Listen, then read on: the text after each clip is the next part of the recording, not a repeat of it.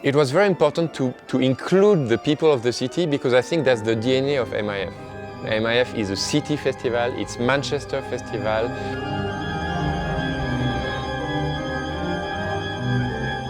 I'm Boris Charmat, I'm a dancer and choreographer. I'm here to do the opening of MIF with a piece called Sea Change on Deansgate with 130 Greater Manchester people.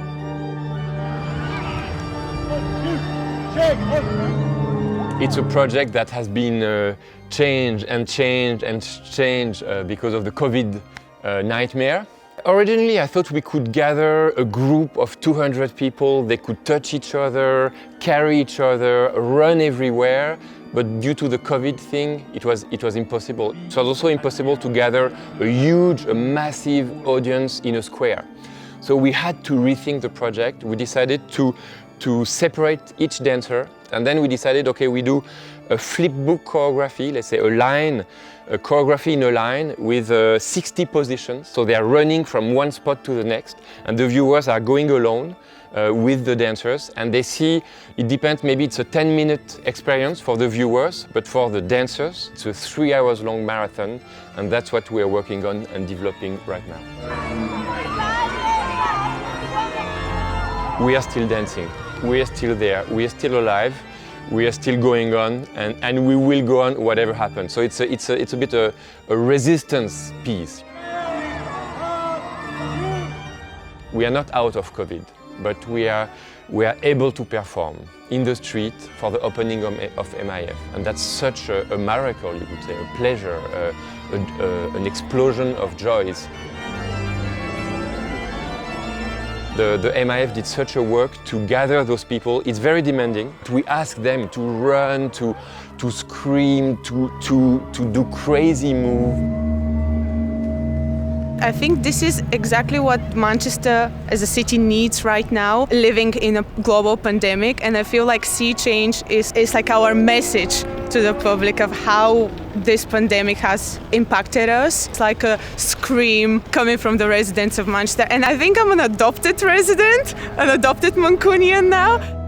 Boris and his creative team are just so incredibly chilled, well-organised, calm, and it's just so well thought through that they've never at any point, even when they were asking a lot of us, made us feel that we couldn't do it. Even if it might look a bit odd at first, I think by the time people walk down the line and see the rhythm and the movement, I think you'd be intoxicated by it. I think it'll vary. I think it'll vary enormously. Two words I've heard to describe it so far are moving and bonkers. It's really a journey for the dancers. It's also a journey, of course, for the viewers. And it starts with a countdown. It's a countdown. You could say, oh, we want to escape Earth because Earth is collapsing, we want to go somewhere. Maybe it's a countdown to get things started.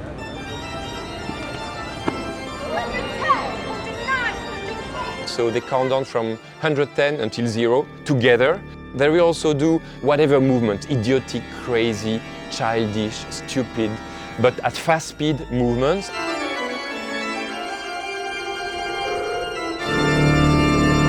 And then they do screaming gestures. I want to scream. After this COVID time, we need to get things out. And we have a lot of things we need to put something out in the open, so they do that. And then they do the zombie.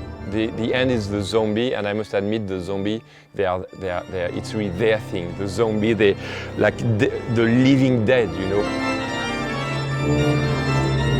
And somehow with COVID, there's something so strong with it's not that we are zombies, but there's something, you know. What do we do in this world where we have the climate change, we have the Brexit, we have a lot of problems, and how do we come together and find a solution for that? So the zombie is a good example of how we can have fun to digest all the whole crisis we are in.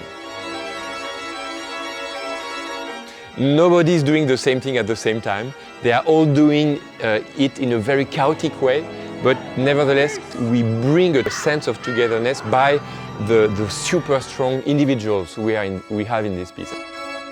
Our mental effort is to be connected, to stay together and to fight whatever comes.